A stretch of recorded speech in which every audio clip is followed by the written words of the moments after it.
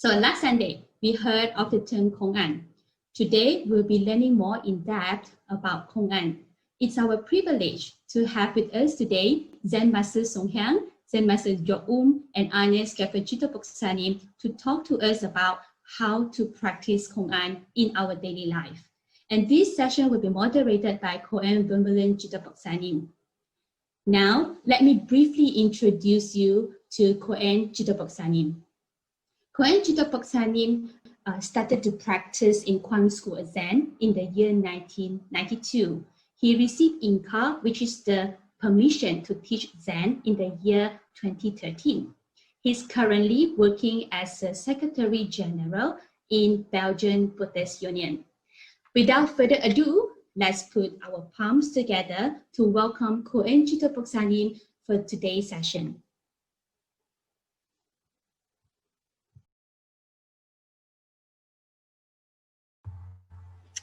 Thank you very much, Wei Li, and thank you for inviting us for this talk about Kong An practice, and more specifically, how Kong An integrates with daily life.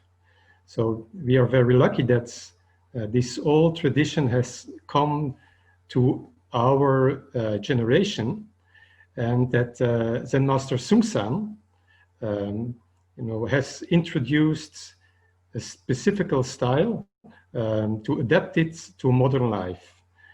And so for our life, it's very important to integrate that in our daily life. And so I will introduce you to the different speakers of today. And the first speaker will be Arne Skaffer-Jitapoksanim. So Arne began practicing in the Tibetan Kagyu tradition, the Diamond Way, in 1990. He started practicing Zen in the Quantum School of Zen in 1992, when he attended a Yongmen Jonjin in Berlin with Zen Master Seung Sahn.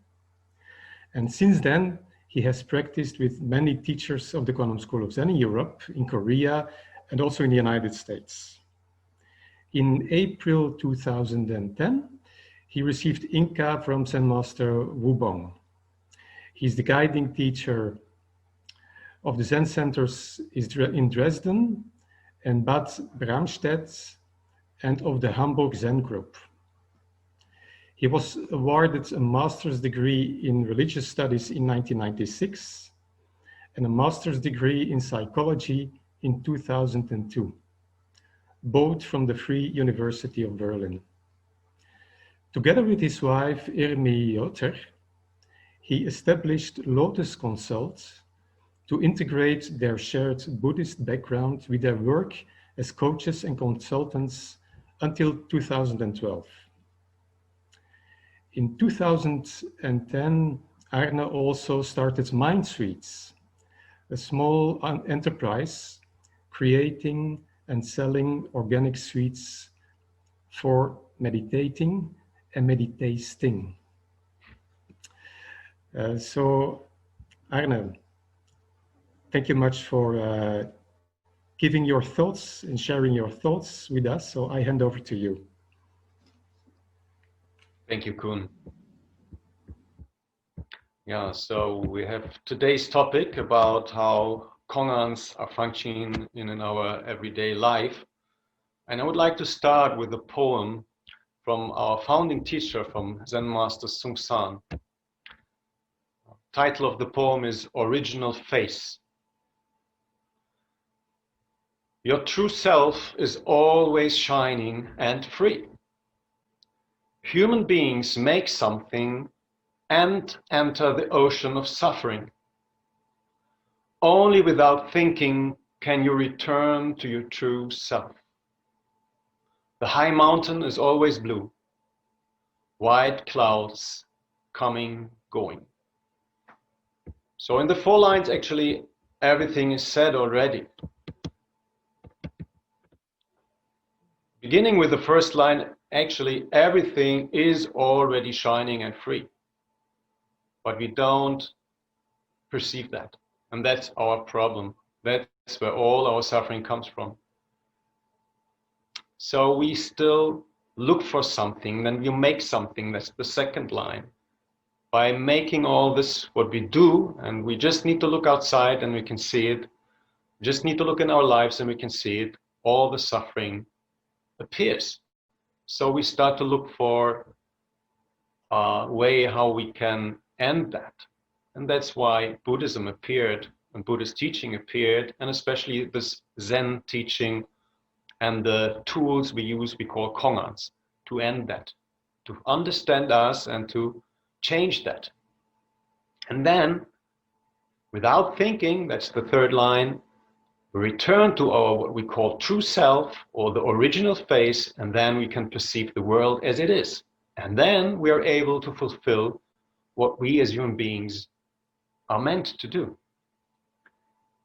So, since we are not doing the first talk on kongans, we need not to talk so much about where kongans did come from, so the history of kongans. Just to have a short reminder. So in the past, kongans were used to teach and also to check, so to prove a student's clarity or achievement. So the teacher's one half and the student's other half have to match. If they would match, then you would say there's a transmission from mind to mind. If there's not a match, then the students understood that they still need to investigate closer and have to practice more with this kongan. So these kongans' purpose was mainly to gain clarity and to, as I said, to check. So to perceive or to understand truth was the main gate that needs to be entered. So I want to read a classic kongan to you. It's from the Mumunk one, the Gateless Gate.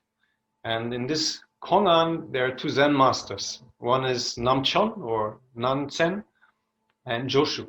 So Joshu is a student of Zen master Namchon. Both these Zen masters are pretty known, and especially Joshu has left lots of kongans for us. We still use today in all different Zen directions. So there are several kongans with Zen Master Joshu in the Gateless Gate, but also in the Harikan Roku, so the other compound of Zen kongans. And in this kongan, the specific kongan, it's case number 19, Joshu is still a student, so he's not yet a Zen master. And he's asking his teacher, Namchon, what is the true way? What is truth, or what is the true way? And Namchon responds, everyday mind is the true way. But Joshu is not satisfied, so he asks, then should I try to keep it? So that means, should I look for it, or should I seek for it, or not? Namchon responds, if you try to keep it, you are already mistaken. So you already become separate from it. You already have a separation. That's your mistake. Joshu persists. But if I do not try, how can I understand and how can I know the true way then?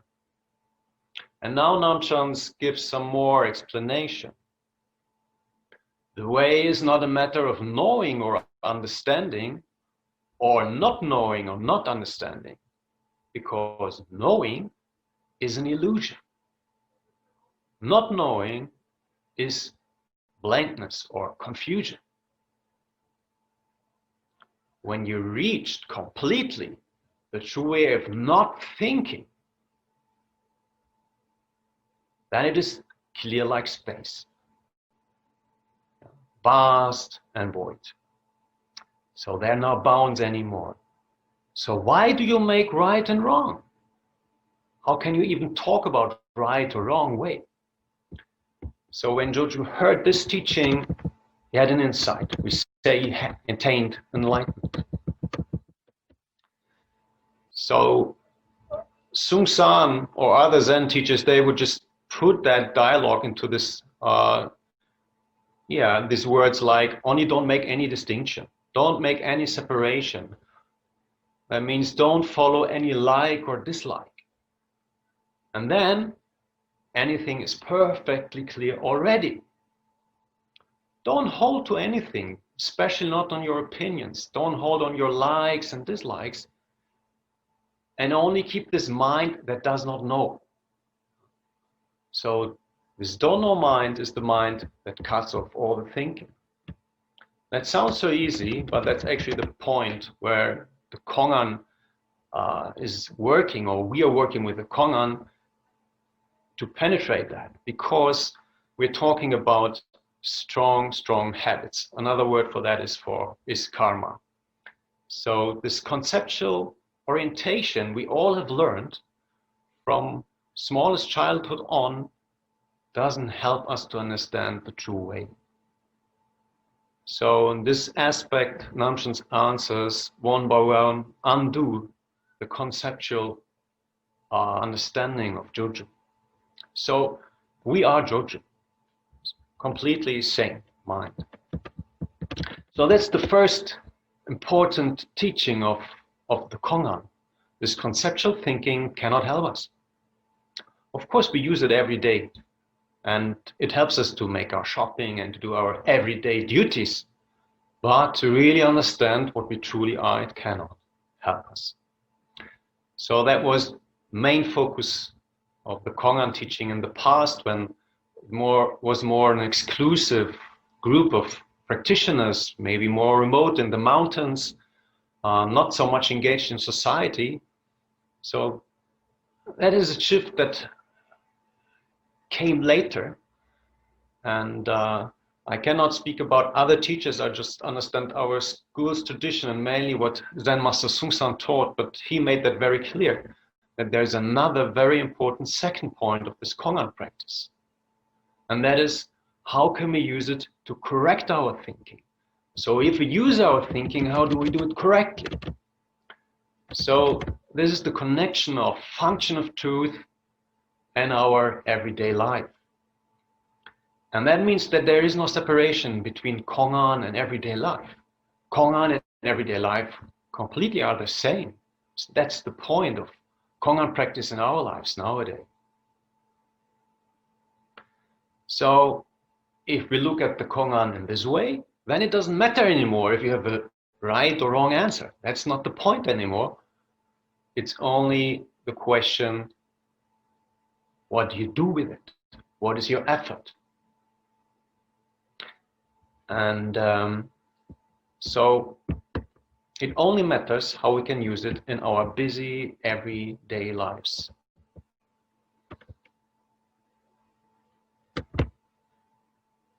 And Kuhn said it, I studied psychology, and I found it very interesting in my studies to learn how much we gather in our lives and how deeply rooted our habits are.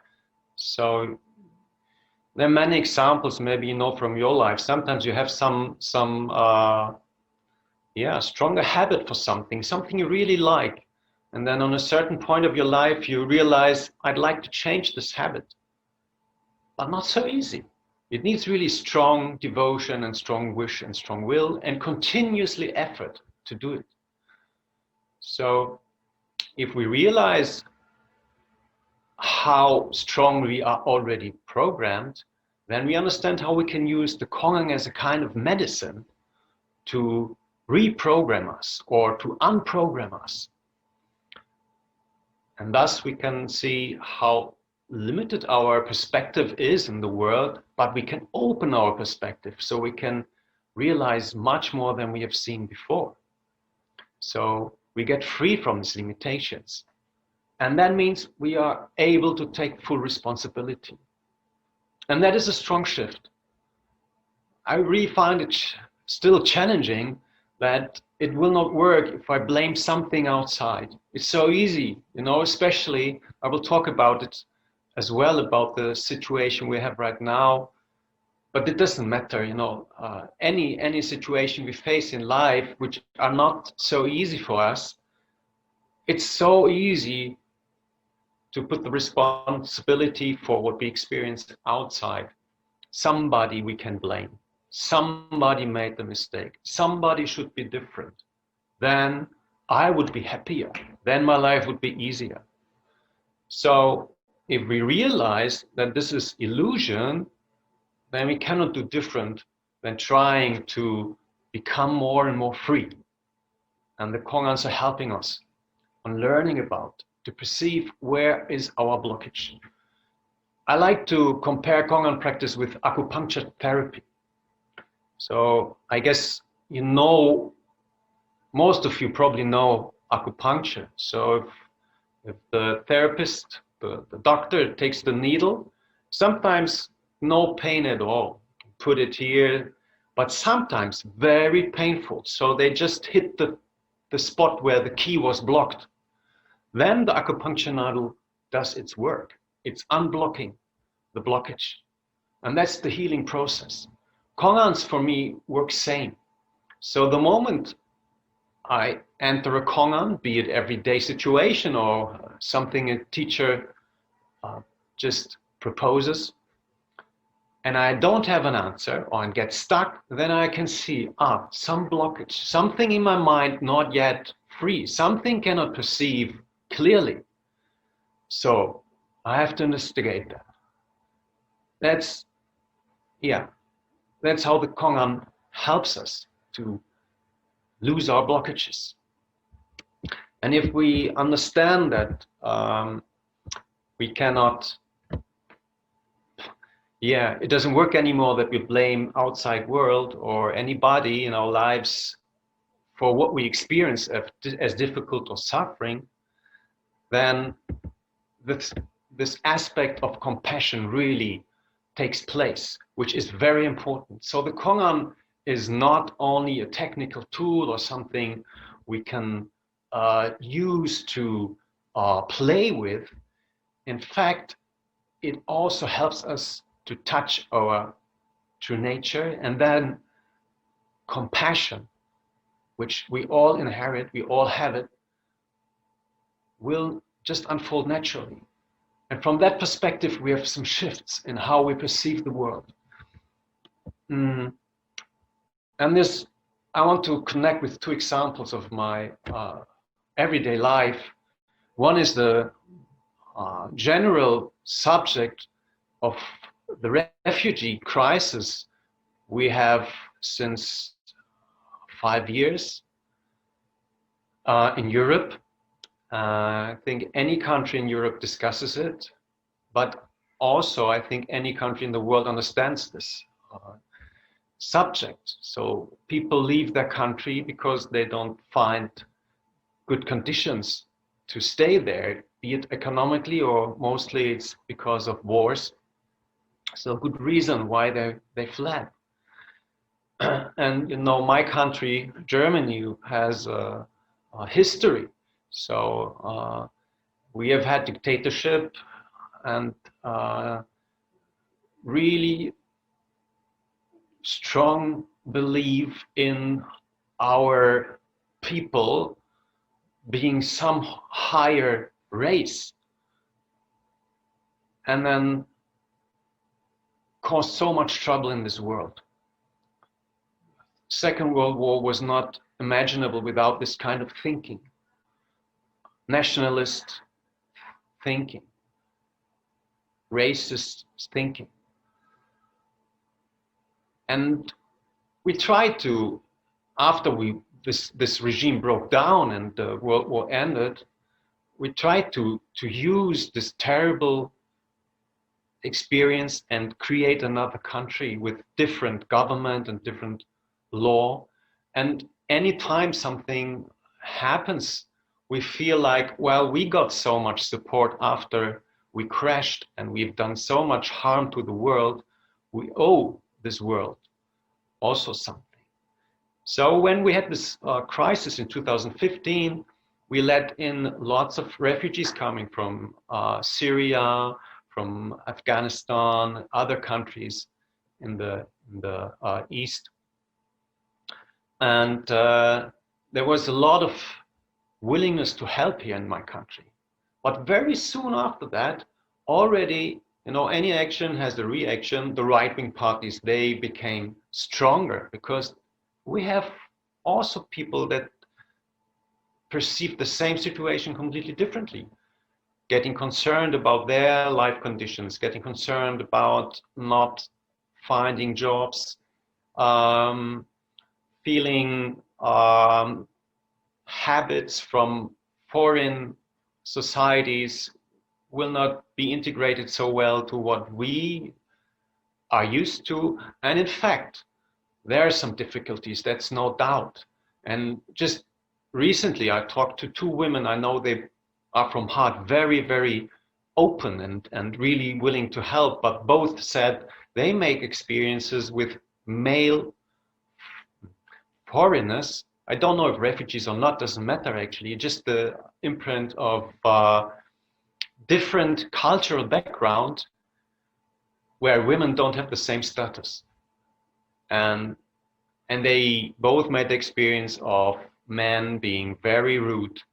And so this willingness of just being open-minded and wanting to help became shy. Yeah. So I don't want to go into politics. The point is,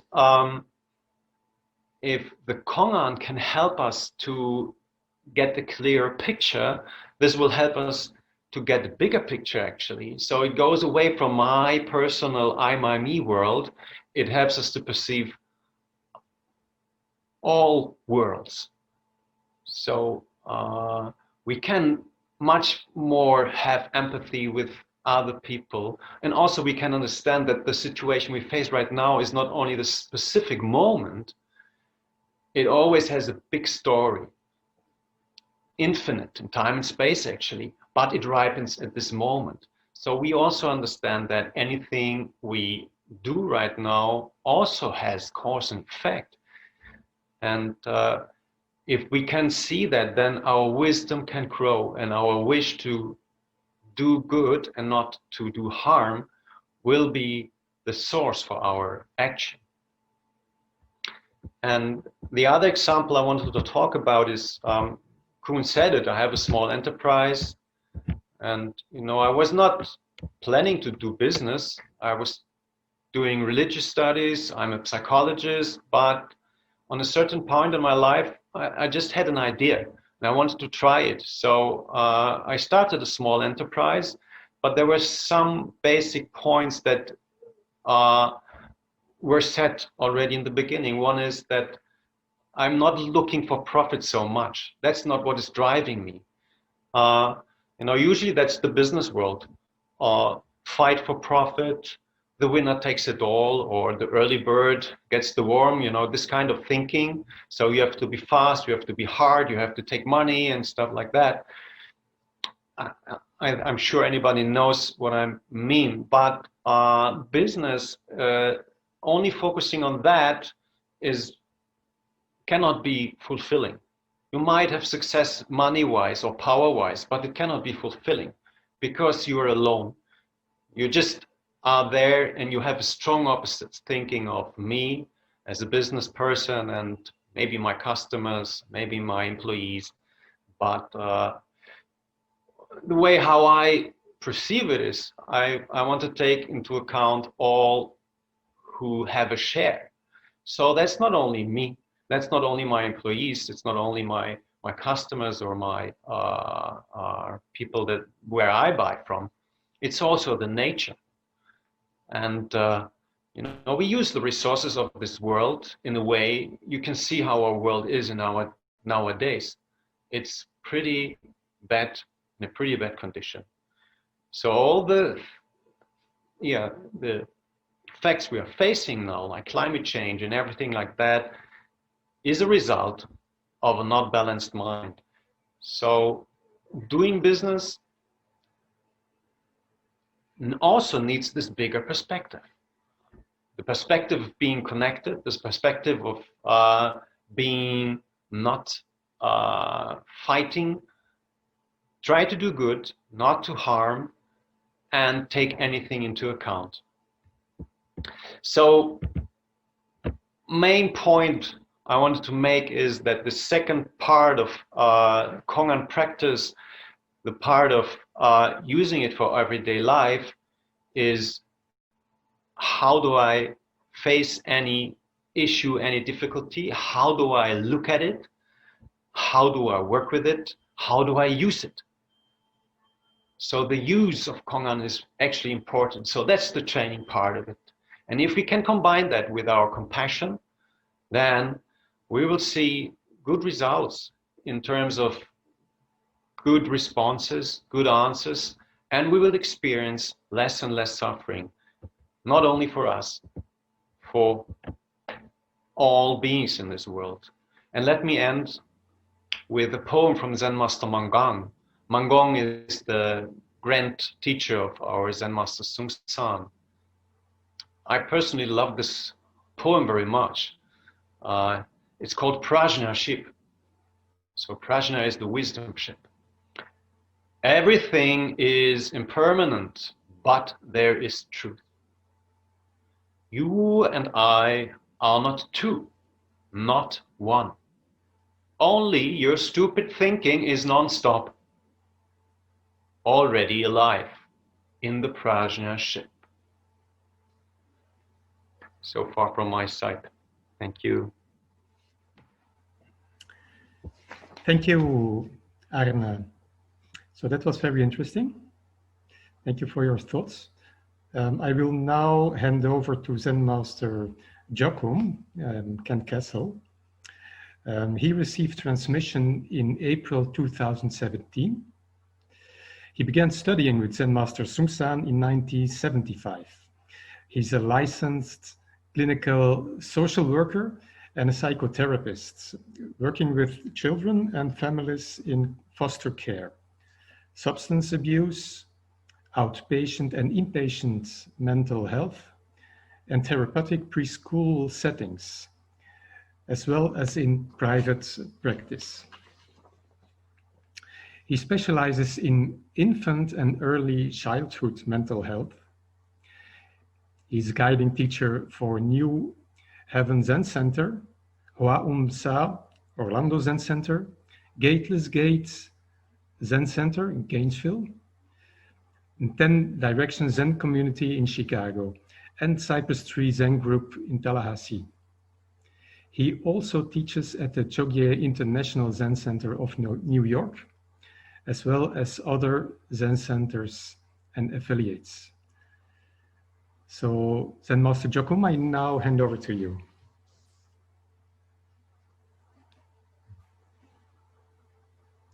Thank you, Kun. Thank you, Arne. And more importantly, thank you to our international Sangha. If we don't have Sangha, then Buddha and Dharma have no use. I wanted to talk about disturbance and refuge in terms of Kongan practice, but also in terms of our Buddhist practice. Buddha said, I only teach suffering and the end of suffering. So Kongans make you suffer. And Kongans are also the refuge from suffering. It's the same thing. We had somebody from another tradition come and practice with us online recently, and she wanted to know what our approach to Kongan practice was and how it compared with her experience. And I thought for a moment and said, Kongan practice is like taking refuge. And she got a big smile on her face, and we didn't have to talk about it anymore, and the interview ended. That's all she wanted to know. So she understood very well how to approach it. It's a little bit like this. If somebody asks you how to cook an egg, and you say, well, you get an egg, and you get a frying pan, and you cook it. If they have some familiarity with cooking already, maybe that's all you need to say. But if they don't have a lot of familiarity with it, then you have to say, get an egg, get a bowl, crack the egg into the bowl, stir it, heat up the pan, put some butter, put the egg in the pan, and then depending on how you want to cook it that way. And if they don't have a lot of familiarity with cooking whatsoever, maybe people have served them food, but they've never actually touched a pan, then you have to give them more specific guidance. So the use of kongans really depends on individual temperament and people's life circumstances. So we encounter suffering. Buddha said life is unsatisfactory. It's disturbing. And the root of that is greed, hate, and delusion. Greed only means I want. Hate only means I don't want. And delusion is simpler, just I. So if we take refuge in our disturbance, then taking refuge in greed means also I want. But if we see our fundamental nature, what is this I changes, so what I want changes, and that's called the turning of the Dharma wheel. It happens by itself as our practice clarifies our mind for us. Hatred is I don't want, but if we take refuge in I don't want, it transforms to what do you want? And in transforming to what do you want, then immediately there's some connection between the space you occupy and the space of the being before you. And something arises out of that that becomes our mutual teacher. And the delusion of I, if we take refuge in that delusion, it becomes bigger and bigger and bigger and bigger, so we have some sense of our connection with the world. Somebody asked Master Dongsan, when cold and hot come, how can we avoid them? So that's a life question we have too. How do I escape from the discomfort that is either coming from the outside and harming me, so I have to protect myself, or it's in my own mind and I can't get away? What do I do? Dongsan said, a side note about Dongsan. His first encounter with the taste of Zen, when he was a young novice or a young monk, he asked his teacher, the Heart Sutra says no eyes, no ears, no nose, no tongue, no body, no mind. But when I look at my life, I see I have eyes, ears, nose, tongue, body, and mind. I don't understand. He couldn't respond, the teacher, so he sent him to a Zen master to ask. And the Zen master started him on a journey investigating the question that was raised in China by the national teacher, quoting Buddha, saying something about hearing the Dharma speech of the inanimate. So rocks and trees and clouds are always preaching the Dharma. What does that mean? And eventually, his seeing through that involved another teacher who, when he asked him how to practice, the teacher said, just this one is it. And that disturbed him sufficiently so that he couldn't let it go. And one day, looking at a stream, he saw his reflection in the stream, and his doubt disappeared. So that's Dongsan's entry. So when the monk asked, when cold and hot come, how can we avoid them? Dongsan said, you must go to the place of no cold and no hot.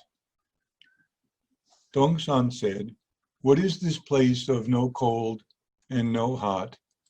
And I'm sorry,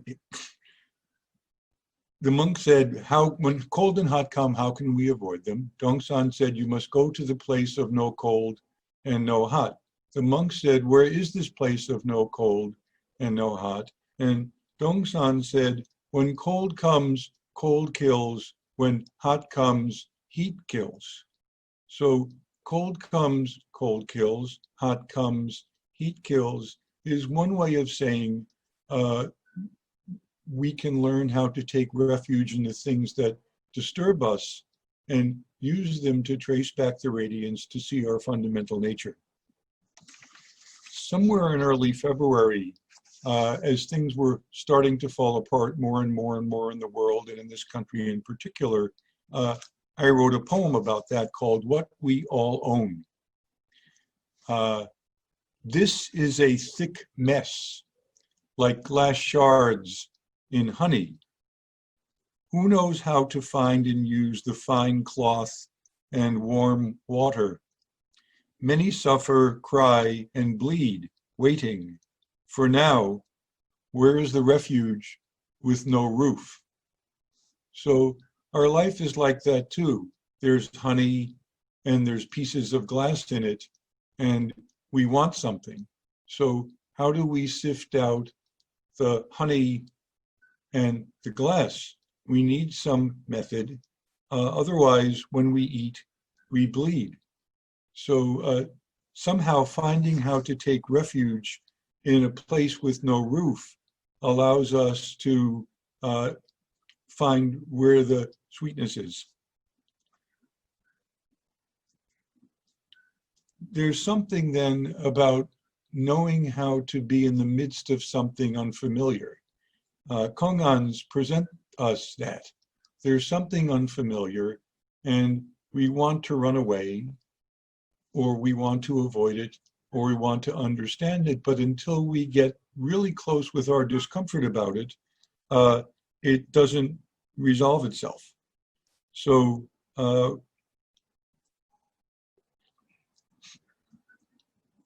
learning how to be in the midst of something unfamiliar allows us to discover the next unfamiliar thing, and the next unfamiliar thing, and the next unfamiliar thing. Finding somebody else to tell you how to do that for yourself is a funny kind of enterprise, because we're looking for guidance, but the guidance that Kongan Zen practice gives is to trust your original nature and act from that point. There's a Kongan about that, 4 words and 100 negations. A monk asked Majo, going beyond the 4 propositions and the 100 negations, what is the meaning of Bodhidharma coming to China? Majo said, I'm tired and I can't answer you today. Go ask Chijang. So the monk asked Chijang, who said, why don't you ask the master? And the monk said, I asked him, he sent me to you. Chijang said, I have a headache and I can't answer. Go ask elder brother Hai, who was Peichang. He goes to Peichang and asks the same question, and Peichang says, all the more I don't understand. Then the monk returns to Majo and recounts this, and Majo says, Chijang's hair is white, Peichang's hair is black. That's a reference to a Chinese story about 2 thieves, the white-haired thief and the black-haired thief, and the black-haired thief was able to steal from the white-haired thief, so he was really a thief. But it's a little bit like this. If you have a 6-year-old who is able to do some things for themselves, and the 6-year-old goes to his mother and says, can you pour me a glass of milk? And the mother says, I'm busy with some work right now, go ask daddy. And he goes to daddy and says, Daddy, mommy said to ask you to pour me some milk. And daddy says, oh, I have to paint the garage, so I can't pour you milk now. Go ask your uncle. And the child goes to the uncle and says, Daddy said you should pour me some milk. And the uncle says, pour milk? I have no idea how to pour milk. So at that point, if the child is thirsty, they have to go to the refrigerator, open the door, take the milk and pour it for themselves, which they already knew how to do. So kongans are a little bit like that. Layman Pong's wife was once asked about the way of practice, and she said, it's like touching your nose when you wash your face. So I would like to leave us all with this question: have you ever missed? Thank you.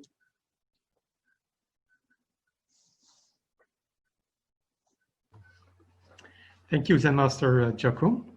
So the next speaker is Zen Master Sungyang, Bobby Rose. She's the school Zen Master of the Kwanum School of Zen and received Dharma transmission from Zen Master Sungsan on October 10, 1992. She was one of Zen Master Sungsan's first American students and studied with him beginning in 1972. She was given Inca in 1977. A registered nurse since 1969, she specialized in hospice care.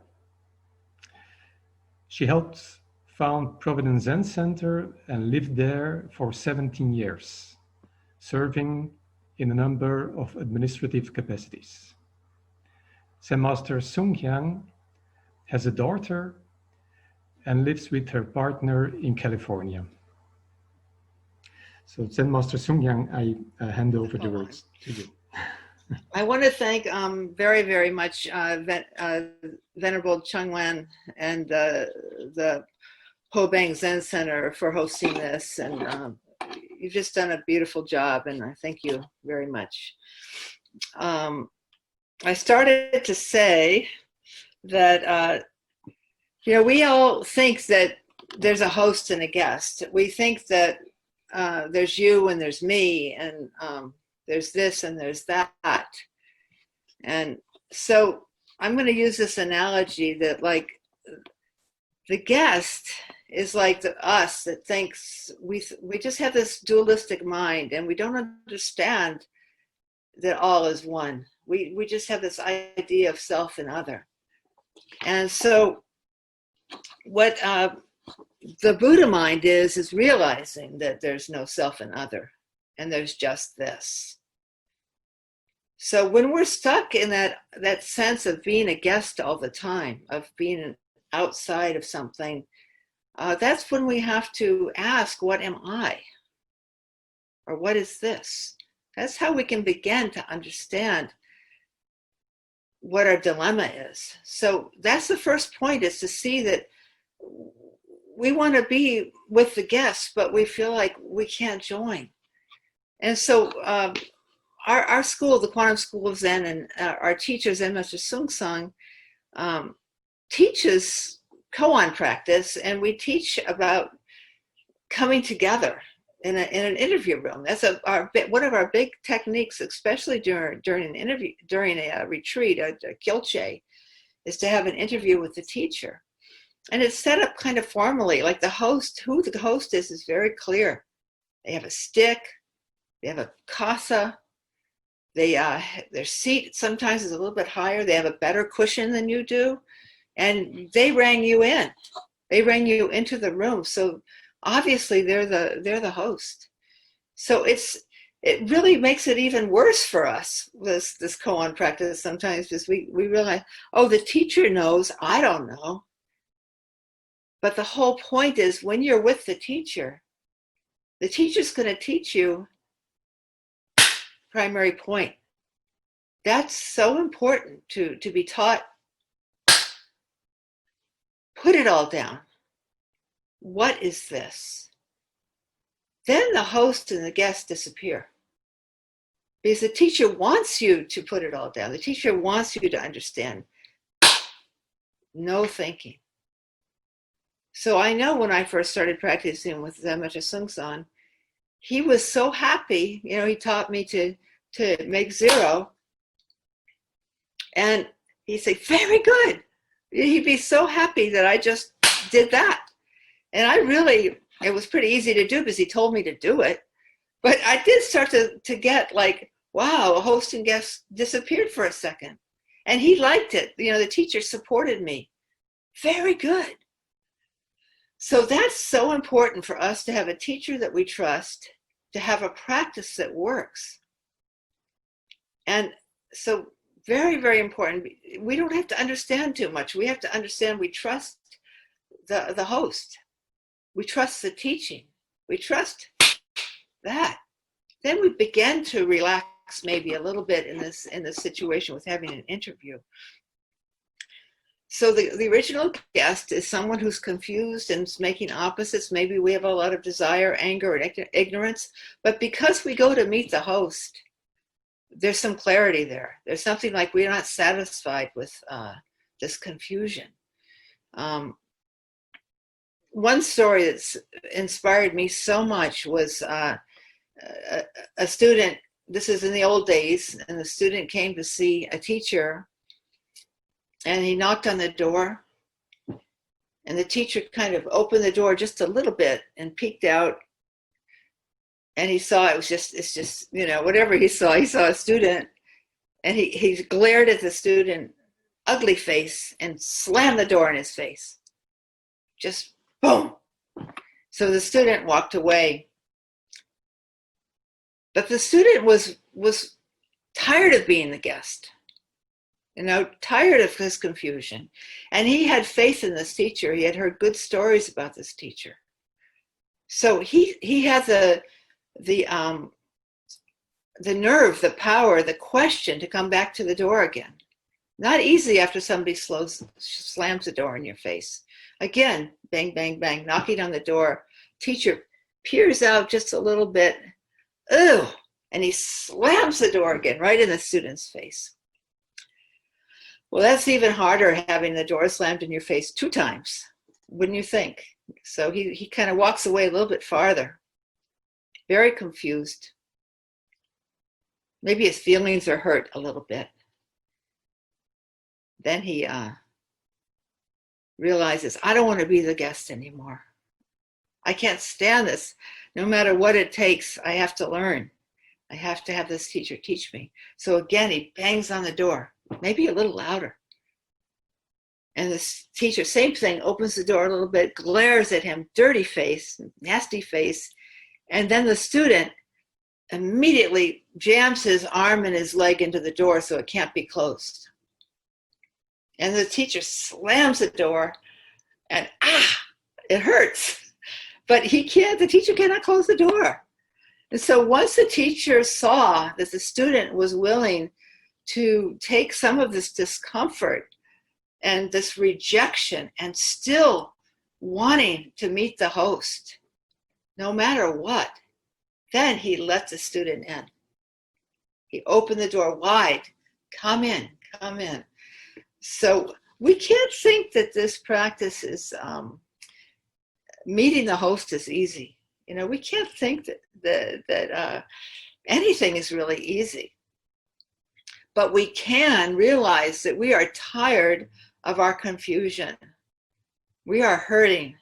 And also we see that we hurt others. You know, someone asked the Dalai Lama once, what is the Buddhist highest teaching? And he said, be kind. Just practice kindness. Well, that's easy. That seems like, oh, I could do that. But actually, it's not so easy. And then we run into each other sometimes. We run into ourselves a lot with our inability to be just basically kind, or just basically know what is the next step. So again, our koan practice, we might meet a teacher many times in an interview room, or now on Zoom. It's wonderful. You know, many opportunities to have koan practice on Zoom. But how do we keep coming in? How do we keep knocking on that door? And the only thing that will help us do that is to see our position as being the guest and not wanting that anymore, you know. You know, in California now, where I live, there's a lot of problems with the fires, a lot of problems with the fires. And we have to keep our windows. Today, the last few days we've had our windows open. The air's been clear where I live, but there's other sections of California, right outside of Los Angeles and right up by Sacramento. So these big cities, the smoke pollution's terrible. So it becomes a koan, obviously. It becomes a koan, just like in New York with COVID, in Germany with the immigration. We have all of that everywhere. You know, California has COVID and immigration issues as well. But these everyday koans are hitting us over and over again. And we have to just respect that, honor that, realize, oh, that's the same as going in to see the teacher in the interview room. I have to remember my position of asking, what is this? How can I become clear? What can I do? So what I love so much about koan practice is that it keeps, if you have a koan that you're working on, you don't forget that. It's in your blood. And so you can't keep asking, the same koan over and over again in your brain, like a mantra. You don't do that, but you walk away from an interview, or you walk away from questioning your koan, and you have, what is this? You have, what is this? What is this? That becomes a habit, a very good habit of never settling for some preconceived idea. You want to see it directly. So we want to see the immigration issues directly, the fires, the virus, the climate change. We want to have the courage to look at it directly as a koan. And what is this? What is my correct host-guest relationship? How can I disappear host and guest and just become one and do something? So another story that always really inspired me was of a bird seeing a forest fire and just going, this bird was able to get up out of the smoke and go to a lake and put a beak of water in her mouth. How much? Just a little beak of water. Go over the fire, drop that drop of water on the fire, go back to the lake, get another beak of water, go over, try to put out the fire over and over again until she dropped it from exhaustion. But she didn't die. She just took her vow, took her direction, and kept trying to put out fires. And we can't measure what we do. How much does that help? We have to just know that we want to help. We want to put out the fire. We want to disappear host and guest. We want to become one. And so that kind of practice with my everyday life type thing, always with my hospice work as a nurse, as a mother, as all the different relationships we have that are so important. If I kept that habit of what is this, that would expand my ability to be more intimate, to be a little bit wiser, a little bit more compassionate. And it never ends. We just have to keep picking up that gauntlet of what is this, finding a good teacher, and listen to the teacher. Do it. It's very simple. Just try and try and try. And then that whole thing about opposites will start to disappear, and you are only what is this. You are only a clear respondent to what is needed in this world. It's so important. It's always been important, and it always will be important. So I really encourage you to find a teacher, get a practice. It doesn't have to be koan practice, but that's what we're representing this morning or today. And I just want to encourage you to do that. So thank you. And so now I would like to hand over to Zen Master Sung Hyang to lead us with the 4 great vows. Sentient beings are numberless. We vow to save them all. Delusions are endless. We vow to cut through them all. The teachings are infinite. We vow to learn them all. The Buddha way is inconceivable. We vow to attain it.